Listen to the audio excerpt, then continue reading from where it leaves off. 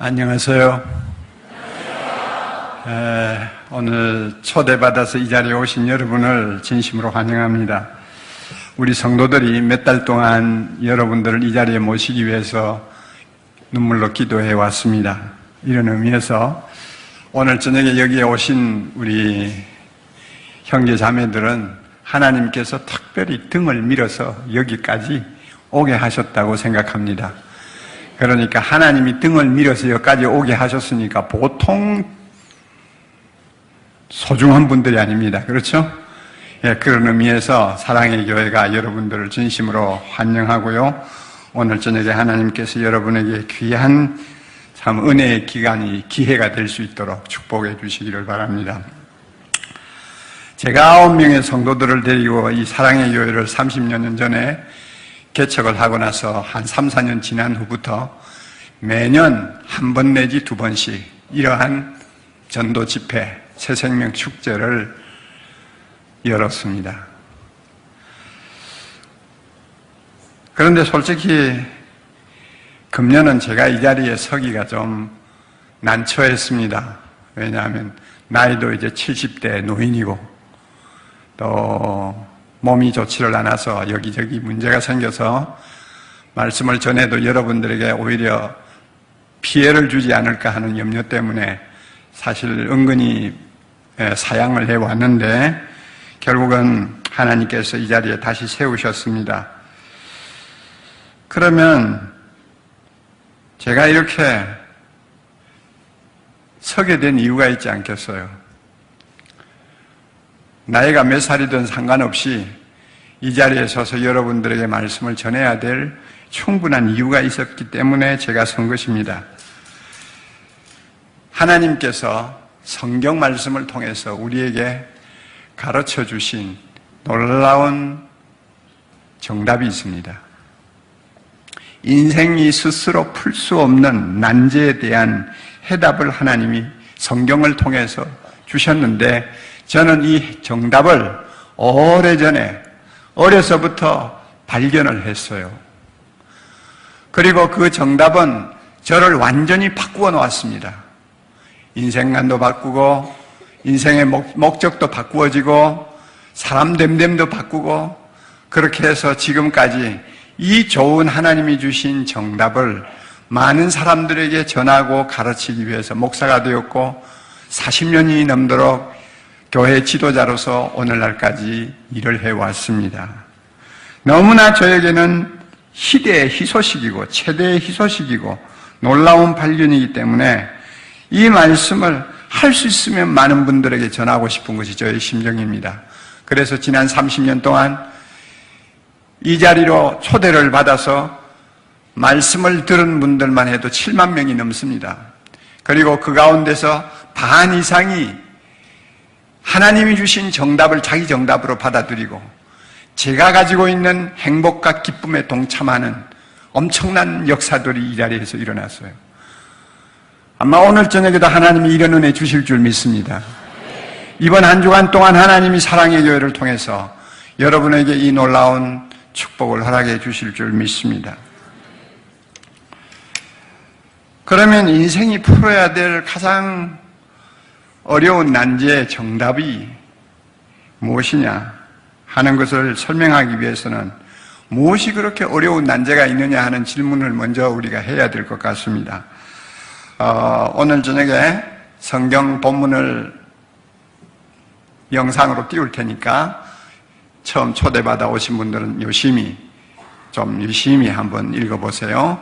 요한복음 3장 16절이라는 성경 말씀이 있는데 거기에 이렇게 내용이 기록되어 있습니다. 하나님이 세상을 이처럼 사랑하사 독생자를 주셨으니 이는 그를 믿는 자마다 멸망하지 않고 영생을 얻게 하려 하심이라. 이 말씀 잘 보세요. 그대로 띄워놓으세요. 굉장히 중요합니다. 가만히 보세요. 하나님이 세상을 이처럼 사랑하셨다. 세상을 나라고 해도 됩니다. 하나님이 나를 이처럼 사랑하셨다. 어느 정도로 사랑하셨느냐? 자기 외아들, 독생자를 희생하실 만큼 나를 사랑하셨다. 왜 그렇게 하셨느냐? 자기 독생자 예수 그리스도를 믿으면 멸망하지 않고 영생을 얻게 하기 위해서다. 이 내용인데요. 이 본문을 잘 보세요. 한 가지 중요한 경고가 들어있습니다. 인생은 누구나 다 멸망을 향해서 걸어가고 있다는 것입니다. 멸망하지 않고. 그러니까 지금 멸망의 길을 다 가고 있다는 것을 전제하는 말씀이 이 속에 들어있어요.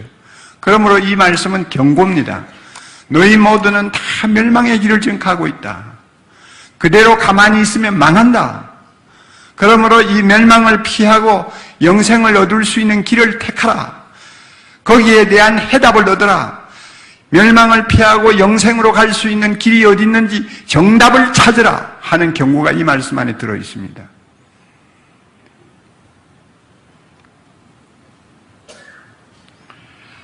그럼에도 불구하고 사람들은 이런 경고를 참 무관심하게 듣습니다. 교회에서는 하는 소리다 이렇게 생각을 하죠. 그러면서 아주 치명적인 몇 가지 착각을 가지고 세상을 살고 있습니다. 주로 어떤 착각을 하고 살고 있느냐? 여러분도 예외가 아닐 겁니다. 우선 먼저 세상이 전부다 하는 착각을 가지고 살고 있어요. 이 세상이 전부다. 그죠? 이 세상이 전부이기 때문에 여기에 내가 마음을 다 바치고 최선을 다하고 마음껏 즐기고 그렇게 해서 살다가 가면 된다. 이 세상이 전부다. 이런 생각을 하는데 이게 착각이란 말이에요. 왜 제가 착각이라고 하느냐 하면 이 우주 만물을 창조하신 분이 계세요. 하나님이세요. 하나님은 천지 만물을 창조하시고 인간을 자기 형상을 따라 만드셔서 모든 것의 주인이 되고 계십니다. 이분이 세상은 전부라고 말씀을 하시지 않아요. 세상은 전부가 아니래요. 성경에 보면 이런 말씀이 있어요. 인생은 풀이요. 인생의 영화는 좀 즐거워하고 명예롭게 생각하고 자랑하고 하던 그런 영광은 그 풀의 꽃과 같다. 그러면 풀의 숙명은 무엇입니까? 마르는 거예요. 꽃의 숙명은 무엇입니까? 떨어지는 거예요. 세상은 바로 이런 것이다. 하나님께서 성경에 분명히 말씀을 하셨어요. 그러므로 거기에 세상에 마음을 줄 필요가 없다는 것입니다. 믿을 곳이 못 된다는 것입니다. 어느 작가는 이런 말을 한 것을 제가 읽어보았어요. 이 세상은 잠깐 동안 두 손에 불을 쬐면서 앉아 쉬다가 가는 곳이다. 모닥불에 불꽃이 서서히 사그러져서 차워지면 서슴지 않고 미련 없이 일어나서 떠나는 곳이 세상이다. 이 말 진리죠. 성경적인 말이에요. 이 말 속에는 인간은 나그네 길을 걸어가고 있다는 것입니다. 그러므로 세상은 여관이지 내 집이 아니에요. 여관이에요. 잠깐 며칠 자다가 가는 데예요. 이게 세상이란 말이에요. 이럼에도 불구하고 많은 사람들은 너무나 세상에 대해서 집착하고 삽니다. 며칠 전에 제가 좀 가깝게 지내는 어떤 분이 미국에서 와가지고 저에게 전화를 해서 전화로 통화를 좀 했는데 저와 비슷하게 70대 초반의 나이입니다.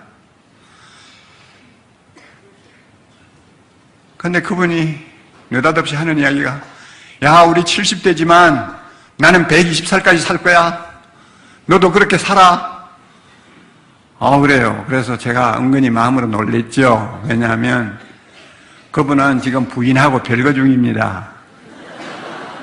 그리고 하나밖에 없는 자식인데 딸인데 딸도 결혼하고 얼마 안 돼서 이혼하고 가정이 깨졌어요. 그리고 경제적으로도 굉장히 어렵습니다. 겨우겨우 산다고 해도 가언이 아닐 정도로 힘들게 사는 분이에요. 그럼에도 불구하고 120살까지 산대요. 120살까지 살아야 된대요.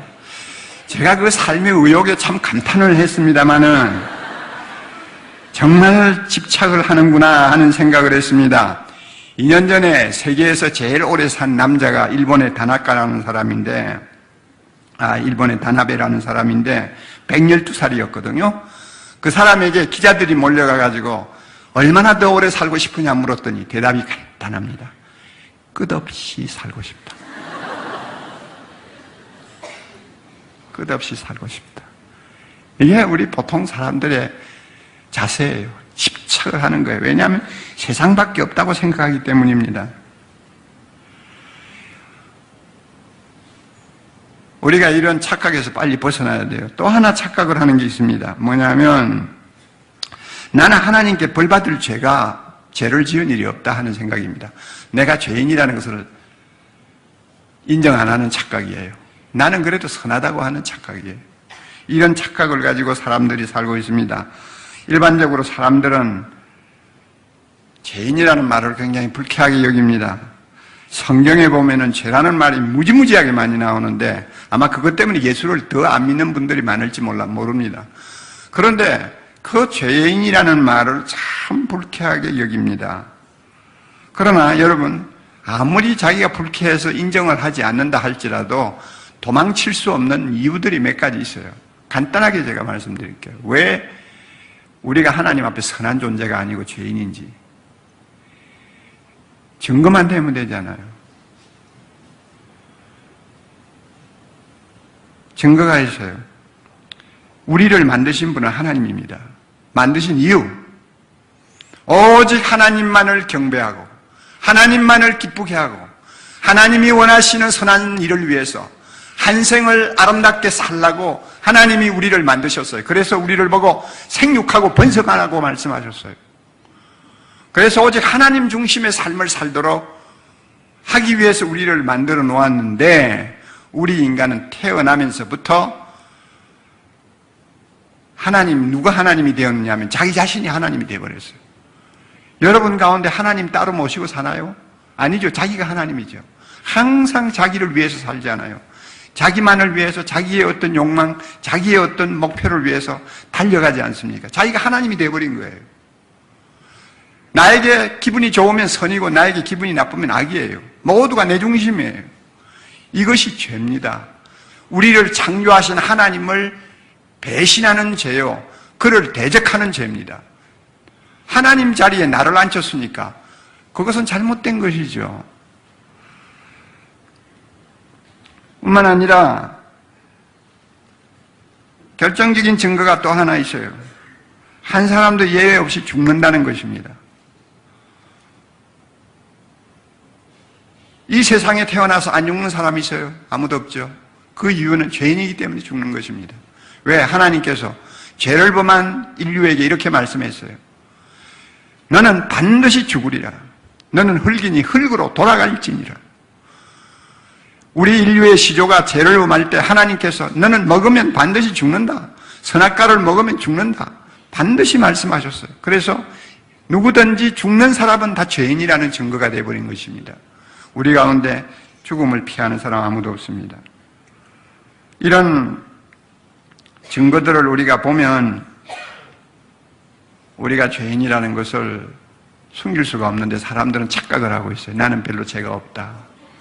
그래서 천당이 있든 지옥이 있든 내하고는 별로 관계가 없다. 좋은 데를 가겠지. 막연히 우리 이런 생각을 하잖아요. 그리고 사람들이 또 빠져있는 착각이 하나 있습니다. 그게 뭐냐면 죽으면 그만이다 하는 착각입니다. 죽으면 그만이다. 참 저도 어떤 때는 진짜 그랬으면 좋겠어요. 성경에서 말씀하시는 복잡한 내세가 없이 그냥 인생이 살다가 숨 떨어지면 모든 것이 무로 돌아가면 좋겠어요.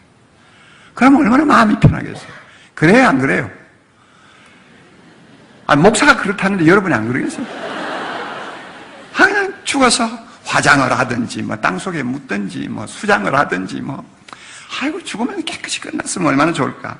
그런 생각이 들어요. 그만큼 죽으면 끝난다 하는 말이 굉장히 우리 인간에게는 매력적인 인간입니다. 그래서 자살하는 사람들이 많은가 봐요.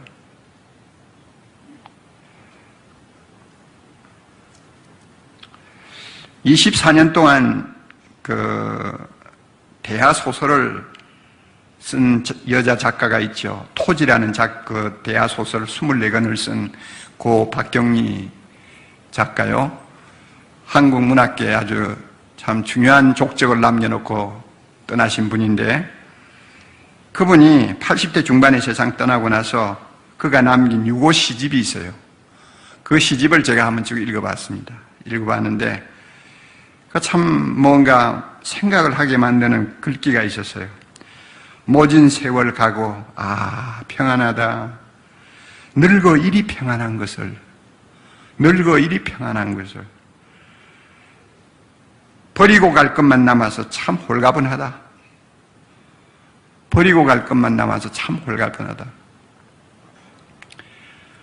그럴 것 같아요. 그런데 그 말 밑바닥에는 어떤 감정이 깔려 있어요? 죽으면 다 끝이다.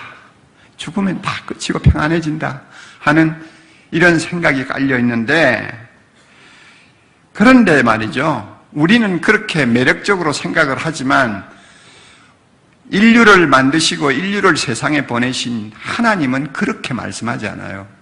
죽으면 끝이라고 말씀하지 않아요. 이게 이제 문제인 거예요. 우리는 죽으면 끝이면 좋겠는데 그렇지 않대요, 절대. 다시 요한복음 3장 16절 띄워주세요. 자, 잘 보세요. 하나님이 세상을 이처럼 사랑하사 독생자를 주셨으니, 자, 여기까지 나중에 설명할 테니까 몰라도 돼요. 그 다음 보세요. 이는 그를 믿는 자마다 멸망하지 않고 영생을 얻게 하려 함이니라. 인생이 무덤에 들어간 다음에는 두 길이 있어요. 하나는 멸망의 길이고 하나는 영생의 길이 있다는 거예요. 있다는 거예요. 아무것도 없는 게 아니라 있다는 거예요. 멸망으로 가든지, 이 멸망이라는 말은 그냥 없어진다는 의미가 아니에요. 이것은 성경이 말씀하는 굉장히 의미가 깊은 용어인데요. 영원히 죄값을 치른다는 말도 되고, 하나님의 진노를 받는다는 말도 되고, 저주를 받는다는 말도 되고, 또 어떤 성경에는 지옥이라는 말로도 표현이 되고, 무시무시한 단어가 멸망이라는 단어예요. 저 멸망을 겪으면서 영원히 살아야 될 내세가 있다는 거예요. 거기를 안 가면 영원히 하나님과 더불어 살 수 있는 영생의 길, 천국의 길이 있다는 거예요. 거기서 살아야 될 영원한 기간이 기다리고 있다는 것입니다. 죽으면 그만이 아니에요. 그 다음이 있어요.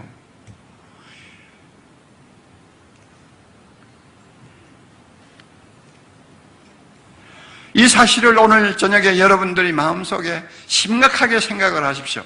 옥목사의 이야기가 아닙니다. 제가 왜 이런 이야기를 합니까? 알지도 못하면서. 그렇잖아요. 내가 언제 가봤나요? 아직 안 가봤는데. 어떤 사람이 임종원 하는 자리에 제자들이 와서 죽음을 어떻게 생각합니까? 했더니 내가 한 번도 안 가봐서 모르겠다 그랬다죠. 그 말이 맞는 말이죠. 저도 모르죠. 저는 만고불변의 진리인 성경 말씀 속에서 하나님이 하나하나 가르쳐 주신 것을 제가 여러분에게 소개하는 것입니다. 죽음이 끝이 아니에요. 이와 같이 인간은 무지해가지고요, 자기가 멸망의 길에 들어서 있다는 것도 잘 모르면서 세상이 전부라는 착각을 가지고, 자기는 죄가 없다고 하는 착각을 가지고, 죽으면 끝이라고 하는 착각을 가지고 세상을 살고 있다고 말입니다. 얼마나 절망적인 존재입니까? 사실이 그렇다면 모르겠는데, 사실이 그렇지 않는데 사실처럼 믿고 하루하루를 살다가 언제 죽을지 모르는 마지막 날을 맞이하는 것이 얼마나 절망적인 존재냐 그 말이에요.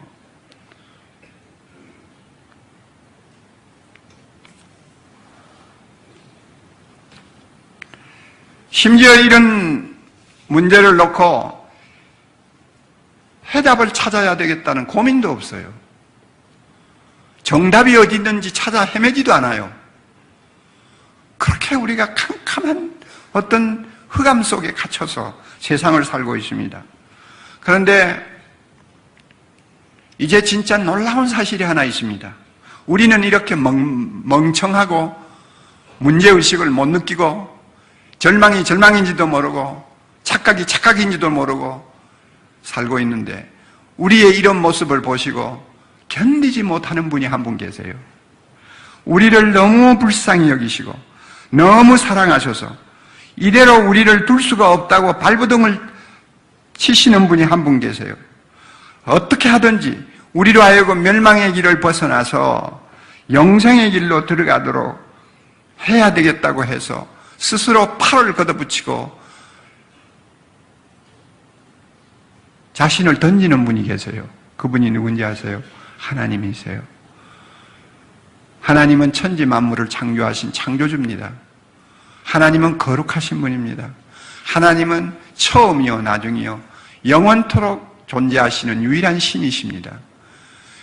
하나님, 그분 외에는 이 우주 안에 경배를 받으실 분이 아무도 없습니다. 오직 그분만이 최고의 선입니다. 그분을 향하면 모든 것이 선이 됩니다. 그분을 등지면 모든 것이 악이 됩니다. 그만큼 하나님 지존자이십니다. 이분이 우리의 이 절망적인 형편을 보시고 답답해서 불쌍해서 견디지 못해서 팔을 걷어붙이고 나섰어요. 어떻게 하든지 우리로 하여금 멸망으로 가지 않도록 영생으로 들어갈 수 있는 정답을 우리에게 주시기 위해서 그가 일어나셨어요. 그가 일하셨어요. 오늘 저녁에 그것을 여러분이 아셔야 됩니다. 제가 말씀해 드릴게요. 요한복음 다시 본문 봅니다. 이제 중요한 말씀이 있습니다. 하나님이 창조주 되신 하나님이 우리를 너무 사랑하셔서, 여러분을 너무너무 사랑하셔서 멸망하도록 그대로 방치할 수가 없어서 대안을 찾았어요. 그 대안이 뭐냐 하면 독생자를 주신 것이에요. 독생자는 외아들이라는 말입니다. 하나님에게 외아들이 계셨나? 예, 하나님에게 외아들이 계셨습니다. 이 세상에 오시기 위해서는, 사람이 되기 위해서는 태어나야 되지 않습니까? 태어나면 아버지가 있고 어머니가 있죠. 태어나신 하나님이니까 외아들이라는 말을 붙이는 것입니다. 바로 그분이 예수님이세요. 하나님이 우리를 너무 사랑하시고 불쌍히 여기셔서 우리를 구원하시려고 자기 아들을 선택하셨어요. 그래서 그 아들을 우리를 위해서 희생하기로 작정하셨어요. 자, 이건 굉장한 사건입니다. 굉장한 사건이에요. 자, 우리가 말이죠, 멸망으로 가지 않고 영생으로 가려면 우리의 죄 문제가 해결을 받아야 됩니다. 지금까지 내가 하나님 것처럼 나를 떠받들고 내 중심으로 살았던 모든 악을 용서받을 수 있어야 됩니다. 지금까지 하나님의 명령을 순종하지 아니한 모든 악을 용서받을 수 있어야 됩니다. 그렇게 해서 용서받고 깨끗함을 받고 하나님이 보실 때 죄가 없는 하나님이, 거룩하신 하나님이, 악을 조금도 용납하지 못하시는 그 지존하신 하나님이 보실 때 흠과 티가 없는 존재로 바뀌어야 됩니다. 그래야만이 하나님이 살고 계시는 영생의 나라로 들어갈 수 있어요. 조금이라도 흠이 있고 티가 있으면 안 돼요. 그런데 우리 인간은 우리 스스로 아무리 씻고 아무리 씻어도, 정말 인천 앞바다에 가서 아무리 바닷물을 가지고 씻어도 안 되죠. 한강에 와서 아무리 씻어도 안 되죠. 아무리 비누칠을 해도 안 되죠. 아무리 염색을 해도 안 되죠. 우리의 죄를 우리 스스로가 씻을 수가 없는 거예요. 흑인이 아무리 비누칠을 해도 자기 검은 피부를 희게 못 만드는 것과 같이 우리는 우리 스스로 절대 우리 죄를 씻을 수가 없어요. 그러니까 소망이 없잖아요. 그래서 하나님이 고민하시다가 대안을 찾은 것이 자기 아들을 선택하신 것입니다.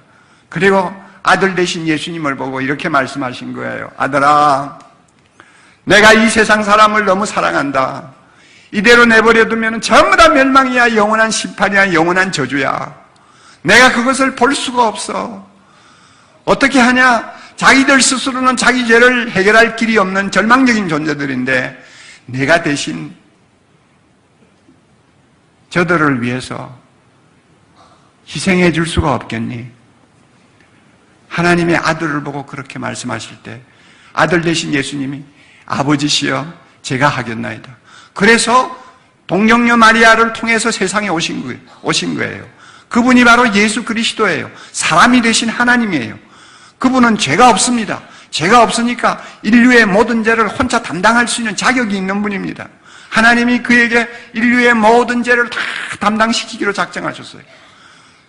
인간이 멸망을 받아서 하나님 앞에 영원히 진노를 면치 못할 그 저주스러운 운명을 예수 그리스도에게 전부 다 전가시키기로 작정했어요. 그래서 예수님이 오셔서 십자가에 못 박혀 돌아가시는 거예요. 그러므로 십자가가 뭐냐? 내 죄값을 치르는 하나의 형틀이에요. 내가 예수님이 안 계셨다면 지옥에 가서 영원토록 치루어야 될 하나님의 진노요 형벌입니다. 이것이 십자가입니다. 십자가에서 주님이 죽으시도록 하셨어요. 그 이스라엘 나라에서는 그 제사 제도가 있는데요. 백성이 어떤 죄를 범했어요. 그런데 그게 너무 양심적으로 너무 아파서 하나님 앞에 가서 용서를 받아야 되겠다 생각을 하면 어린 양을 한 마리 끌고 갑니다. 가서 제사장 앞에 갖다 놓고 내가 지은 죄를 위해서 이 어린 양을 희생해서 제사를 드리고 싶으니 저를 받아주세요 하면 제사장이 그 사람을 놓고 어린 양 머리에다가 손을 얹게 하십니다. 손을 얹게 하고 그 어린 양 머리에 손을 얹고 자기가 지은 죄를 다 고백하도록 해요. 그래서 어린 양 위에 손을 얹고 내가 아내 모르게 외도했습니다. 내가 우상 숭배했습니다. 내가 남을 사기쳤습니다. 하나님 용서해 주시고 내 죄를 이 어린 양에게 다 넘기오니 이 어린 양이 희생의 피를 받으시고 저를 용서해 주십시오. 그렇게 하고 나서는 칼로 어린 양을 찔러서 죽여서 제단 위에 올려놓고 불을 떼는 거예요. 태우는 거예요. 이게 제사인데 십자가의 예수님이 바로 이런 어린 양의 역할을 하신 것입니다. 저나 여러분이나 우리 모두는 예수님의 머리 위에 우리 손을 얹고 하나님 앞에 고백하는 거예요. 내 이런 죄 지었습니다. 나 용서하지 못하고 있습니다. 사랑하지 못하고 있습니다. 나는 하나님 없는 생활을 살았습니다. 나는 아직도 돈에 대한 욕심이 너무 많습니다. 나는 아직도 부부 사이에 숨겨놓은 죄들이 너무 많이 있습니다. 나는 내 마음대로 살고 싶습니다. 모든 죄를 그 예수 그리스도의 머리 위에 다 전가시키는 거예요. 하나님이 그럴 때 우리의 모든 죄를 그에게 예수 그리스도에게 다 담당시키셨다고 했습니다. 그래서 예수님이 그 모든 죄를 다 혼자 짊어지고 십자가에 죽으신 것입니다. 이게 십자가의 은혜입니다. 여러분 참 놀라운 이야기입니다. 이것을 제가 여러분에게 다 설명을 할 수가 없어요. 이해가 안 되니까요. 8년 전인가요? 밤 2시경에 자기 엄마와 다투고 싸우다가 방에다 불을 지르고 튀쳐나간 10대 소년이 있었죠. 자기 어머니가 불을 피해서 도망을 나왔습니다. 나와가지고는 소방관을 붙들고 저 안에 우리 아들이 아직 남아있는데 우리 아들 좀 살려주세요 그랬어요. 그 말을 들은 소방관들 대여섯 명이 우르르 하고 불 속으로 뛰어들어갔습니다. 그랬는데 뛰어들어가서 얼마 되지 않아서 천장이 무너져가지고 소방관 6명이 순직을 했잖아요. 나중에 텔레비에서 가만히 보니까 불 속에 있다는 아들은 밖에 나와서 빈둥빈둥 돌아다니더라고요. 그걸 보고 말이죠. 세상에 죽을 놈은 저놈인데 죽을 놈은 살아서 밖에 와서 빙빙 돌고 있고 저 아까운 소방관들이 6명이나 순직을 해서 생명을 바치다니 세상에 이런 모순이 어디 있느냐. 가슴을 치고 탄식한 일이 있습니다. 여러분도 기억이 나실 거예요. 그런데 그렇게 참 어이없는 일을 놓고 안타까워하다가 문득 무슨 생각이 나느냐 하면 십자가에 달리신 예수님하고 내하고 비교하는 거예요. 예수님에게 무슨 죄가 있습니까? 아무 죄도 없습니다. 그런데 하나님께서는 예수님을 십자가에 매달아 내가 지옥에서 받아야 될 모든 형벌을 그가 대신 다 받도록 하시고 마땅히 죽어야 될 나는 오히려 아무 죄가 없는 사람으로 인정을 받고 이렇게 살아있으니 이거 기가 막힌 모순 아니에요. 여러분 이건 불가사의의 진리입니다. 불가사의의 진리예요. 우리의 머리로서 이해할 수가 없지만은 하나님은 자기의 사랑을 이렇게 표현을 하셨어요. 내가 어느 정도로 너를 사랑하는지 아느냐? 내 아들을 희생시킬 정도로 너를 사랑한다. 내가 어느 정도로 너를 위해주고 너를 불쌍히 여기는 줄 아느냐? 내 아들을 지옥에 집어넣어도 너를 거기서 끌어내려고 나는 지금까지 모든 것을 다 했다. 그렇게 말할 정도로 하나님은 우리에게 귀한 사랑을 베풀어 주셨어요. 저는 40년이 넘도록 교회 지도자로서 이 십자가의 놀라운 사랑을 연구하고 또 가르치고 했습니다만 아직도 잘 모르겠어요. 지금도 솔직히 말한다면 이해가 안 가요. 어떻게 하나님, 그렇게 잔인한 죽음을 선택해서 우리의 죄를 해결하셨나요? 십자가에서 못 박지 않으면 안 되나요? 그렇게 잔인한 방법이 아니면 우리가 죄 용서함을 받을 수 있는 길이 없나요? 하나님 우리를 사랑하셔도 그렇게 이해할 수 없는 방식으로 사랑하셔야 됩니까? 제 마음속에는 계속 이런 의문이 나와요. 그러나 하나님께서는 그 방법만이 우리를 살릴 수 있는 길이라고 말씀하셨어요. 예수님은 하나님의 원하시는 대로 순종하셔서 십자가에 죽으셨습니다. 그렇게 하자 하나님께서 그를 사흘 만에 죽은 자 가운데서 부활하게 하셔서 하늘과 땅의 모든 권세를 그에게 주셨습니다. 우리 하나님께서 부활해서 살아나신 예수님에게 모든 인류의 죄를 다 용서할 수 있는 권세를 주셨습니다. 예수님은 우리의 모든 죄를 용서할 수 있는 권세를 받으셨어요. 누구든지 예수님에게만 가면 모든 죄 용서받고 멸망의 길에서 영생의 길로 들어설 수 있는 자격을 얻을 수 있도록 하나님께서 정권을 예수님에게 다 맡기셨어요. 이분이 예수 그리스도입니다. 오늘도 이 자리에 부활하셔서 살아계시고 이 가운데서 우리 가운데 말씀하시고 우리를 오늘도 사랑하고 계시는 분입니다.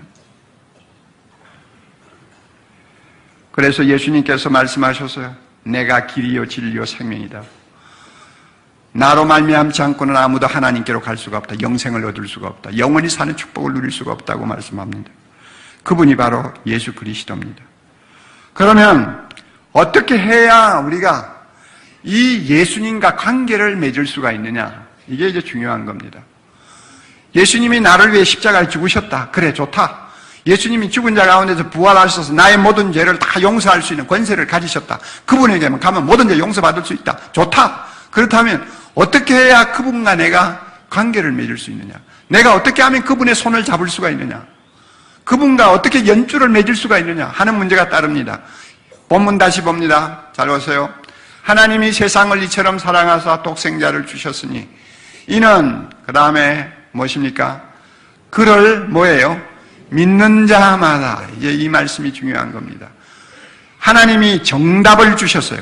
어떻게 하면은 예수님하고 관계를 맺어서 멸망에서 영생으로 들어가는 축복을 누릴 수 있겠는가? 정답이 있다. 정답이 뭐냐? 그를 믿는 것이다. 예수를 믿는 것이다. 예수를 뭐 어떤 식으로 믿으라 말입니까? 예수님은 하나님의 아들이시요. 예수님은 나를 위해 세상에 오신 분이요. 예수님은 나의 죄를 짊어지고 십자가에서 내 대신 지옥의 형벌을 받으신 분이요. 예수님은 사흘 만에 부활하신 구원자시요.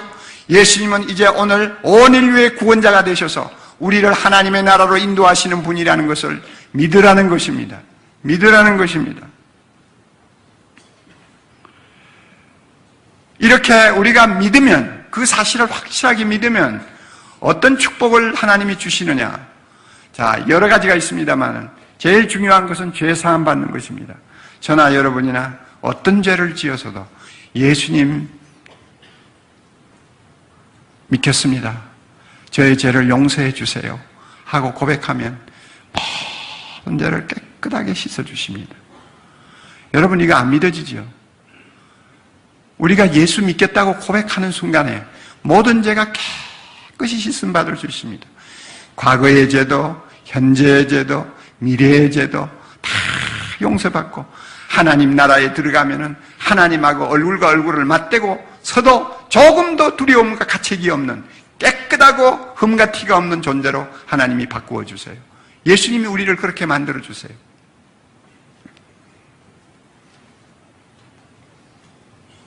여러분, 제 이름이 뭐예요? 옥한음이라고 이상하죠? 아마 여러분이 전화번호 책을 아무리 뒤져도 저와 같은 이름을 두 개는 못 찾아냅니다.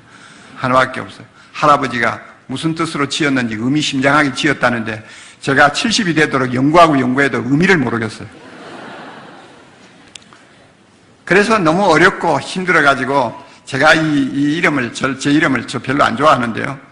그런데 언젠가 설교를 준비하다가 제가 큰 깨달음을 받고 내 이름을 사랑하게 되었어요. 옥한음이라. 옥은 구슬이라는 뜻이거든요. 다이아몬드. 내가 예수님을 몰랐다면, 내가 예수님을 몰랐다면 멸망을 받을 수밖에 없는 존재일 거요. 한이 없이 흠이 많은 다이아몬드였었는데 내가 예수님을 알기 전에는 한이 없이 흠이 많은, 다시 말하면 제가 한이 없이 많은 다이아몬드, 그거 쓸모가 없죠. 한 푼 가치도 없죠. 옥인데 내가 예수 믿고 나니까 하나님께서 나를 어떻게 바꾸어 주셨느냐, 한 개의 흠도 없는 다이아몬드로 바꾸어 주셨다. 그 생각이 번뜩 든단 말이에요. 야, 이거 진리구나. 진리야. 그렇죠? 진리야. 나는 그래서 이 세상에서 가장 복받은 자가 되어버렸어요. 누구보다도 성격도 못되고 죄도 많고 숨은 죄도 많고 드러난 죄도 많고 허물도 많고, 다 우리 교인들이 몰라서 그렇죠. 얼마나 많은지 몰라요. 하나님은 다 알고 계시죠. 그럼에도 불구하고 내가 예수님을 믿는다고 하니까 하나님이 그거 하나 보고 좋아서, 너 죄는 예수님이 다 십자가에서 다 처리했으니까 너는 흠과 티가 없는 내 아들이니라 하고 하나님이 덥석 저를 안아주시고 흠이 하나도 없는 다이아몬드처럼 저를 받아주셨어요. 여러분도 예수 믿으면요, 정답이에요. 예수 믿으면 모든 죄 용서받습니다. 누구든지 믿으면, 그를 믿으면, 여기에는 신분의 차이가 없습니다. 빈부귀천 차이 없어요. 누구든지입니다. 누구든지. 세상에는 여러분 얼마 정도의 수입이 없으면 살지 못하는 아파트 단지들이 있잖아요. 세상에는 어느 학교를 안 나오면 가서 끼일 수 없는 그룹들이 있잖아요. 세상에는 사람 차별 얼마나 많이 하는지 몰라요. 이게 세상이지만 우리 하나님은 누구든지 예수 믿는 일에 대해서는 차별을 두지 않으셨어요. 빈부귀천, 남녀노소, 누구든지 찾아와서 예수님의 손을 믿음으로 붙들고 나 예수님 믿겠습니다 하면 모든 죄 다 용서해 주시고 그를 자기의 자녀로 삼아 주십니다. 그래서 우리 예수 믿는 사람들은 하나님을 보고 뭐라고 합니까? 아버지, 아버지 하죠. 그런 점잖은 표현만 가지고 쓰지 않아요. 어떤 데는 아빠 합니다. 왜냐하면 성경에 보면 우리로 하여금 하나님을 아빠라고 부르도록 허락하셨거든요. 그러니까 남이 없는 골방에서는 마음대로 아빠 하고 부르짖는 기도를 얼마든지 할 수 있어요. 그만큼 하나님이 사랑받는 자녀가 되어버렸어요. 그리고 예수 믿으면 우리는 천국을 소유합니다. 누구나 다 죽습니다. 그 다음에는 천국 들어가야 되잖아요. 영생의 길 들어가야 되잖아요. 거기에 들어가면은 영원토록 하나님하고 같이 살게 되는데, 그 하나님과 함께 살 수 있도록 하늘에 있는 모든 것을 내 것으로 소유할 수 있는 특권을 하나님이 우리에게 주시오. 믿든지 말든지 자유로하세요. 여러분, 얼마나 좋은지, 얼마나 좋은지. 옛날에 땅값 살 때 한 평에 그냥 한 1,000원짜리 사가지고 지금 평당 1,500만 원 그렇게 올라갔다고 떠들고 막 좋아가지고 춤을 추는 사람들을 봤는데, 그래도 나중에 죽을 때 다 놓고 가는 거 아니에요. 제가 하나도 아닌데. 하나님 나라에 있는 모든 것을 하나님이 공짜로 내게 주셨어요. 예수 믿음으로. 예수 믿는다는 그 조건 때문에 그것을 다 소유하도록 하셨어요. 그리고 하나님 나라에서 영원히 사는 영생을 누리도록 하셨어요. 그러므로 정답이 이겁니다. 당신 멸망의 길에서 영생의 길을 가려면 정답이 하나 있다. 예수님을 믿는 것이다. 그 예수님이 하나님의 아들임을 믿어라. 그 예수님이 너를 위해 십자가에 죽으신 것을 믿어라. 그 예수님이 너의 죄를 다 용서하여 주심을 믿어라. 그분이 사흘 만에 부활하셔서 지금은 하늘과 땅의 구주가 되시고 우리의 주가 되시고 우리의 하나님이 되심을 믿어라. 그리하면 모든 하늘에 속한 축복들을 내가 다 소유하게 되리라. 이게 하나님이 우리에게 주신 정답입니다. 오늘 여러분을 이 자리에 초청한 이유도 이 정답을 여러분에게 가르쳐 드리기 위해서고, 여러분도 저와 같이 이런 은혜를 받고 인생을 다시 행복하게, 다시 소망을 가지고 살 수 있도록 하기 위해서 여러분을 초대한 것입니다. 물론 우리가 세상도 열심히 살아야 되겠죠. 열심히 돈 벌고 또 할 수 있으면 성공도 하고 자녀 교육 잘 시키고 우리가 또 행복을 추구해야 되겠죠. 그러나 멸망의 길을 가면서 그렇게 세상에서 성공하고 잘 되는 거 의미가 없어요. 멸망의 길을 피해서 영생의 길을 갈 수 있도록 정답을 찾아놓고 성공을 하든지 돈을 벌든지 자녀 교육을 잘 시키든지 우리가 할 수 있는 일을 최선을 다해야 돼요. 진짜 중요한 난제에 대해서는 대답을 찾지 않고 무관심하게 지나면서 세상에 있는 모든 것을 다 소유한들 무슨 소용이 있습니까? 그러므로 오늘 저녁에 하나님께서 여러분에게 아주 중요한, 어떻게 보면 마지막 기회가 될 수 있는 찬스를 여러분에게 주십니다. 여러분도 예수를 믿으십시오. 그를 믿으면 멸망에서 영생으로 하나님이 인도해 주십니다. 다 같이 머리 숙입니다.